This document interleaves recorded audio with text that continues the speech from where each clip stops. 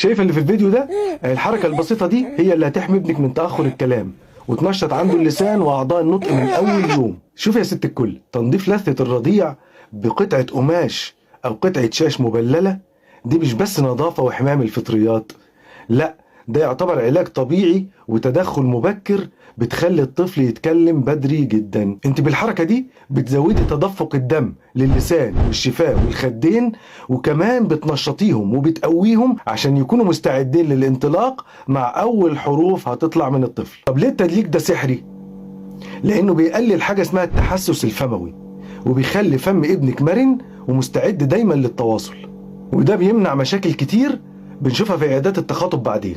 نصيحة: استخدمي قطعة شاش مبللة بمية فترة واعملي بيها تدليك بحركات دائرية على لثة الطفل بس بشكل هادي جدا. الحركة دي هي الجيم السحري اللي بيجهز بطننا الصغير للكلام بطلاقة.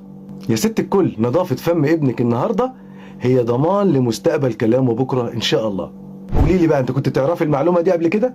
وكمان اكتبي لي في التعليقات ابنك عنده كام شهر وبدأ ينغي ولا لسه؟ وشيروا الفيديو في كل مكان عشان نحمي أطفال كتير من تأخر النطق. السلام عليكم.